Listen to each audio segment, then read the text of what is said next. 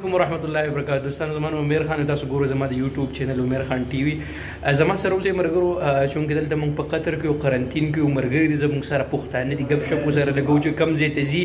قطر کې پاتې کېږي، سعودي عرب ته ځي. دا یو ملګری زموږ، ستاسو نوم دی؟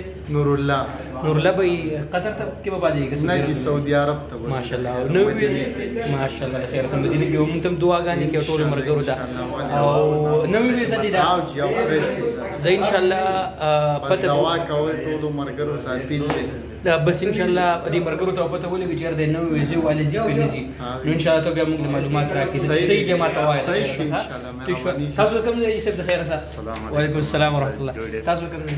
زه خو د وزیرستان یم. ماشاءالله. پاکستان. جی جی جی. او قطر کې پاتې کېږي کنه؟ قطر کې پاتې کېږم ان شاء الله. تاسو هم لکه دلته ایثار کړی. خجی خاله بس سبا ان شاء الله په حرکت خیر سره. او در اجسه به درته و چې ویزم نوې ویزه مغستې په ولد العرب تر علی نو ویزه ایجنټ د ستنوال لګنا ارسم کړي دی واکس نه نه د سینوې ما وې مې ایجنټ له ویزه ګرانه کړه دا کیسه او سترګې د چا ته دي نه وې مو د ویزه د لګرانه درکړل کا ارزان نه نشه په وصول باندې تاسو زب سلام کامیاب کا او ټول یارانو سره امين او مسلمانانو ته خیر او ته پیښ او دلته خاص کر خپل اتفاق سره په قطر کې پاکستانیانو سي او دلته داسې وګړي چې د پاکستان نوم روښانه شي. داسې کار نه چې یاره د پاکستان بدنامي وشو په اتفاق او اتحاد سره. شي مهرباني الله مو.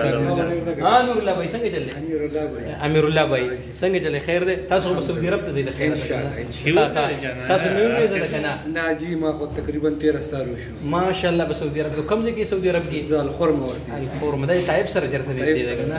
او خوشاله د خیر سره الحمدلله. الله يسلمك. دلته وخت څنګه تیر شو؟ بالکل بس د الله ستان دي تیر شنو. بس هر وخت کې د الله تعالی نه د الله تعالی شکر ایستل پکار دي.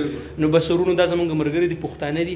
په کم ځای کې چې تاسو پښتانه په اتحاد اتفاق سره اوسئ، که په قطر کې، که دوبۍ کې، په کم ځای کې ان شاء الله تعالی الله تاسو همیشه خوشاله لري.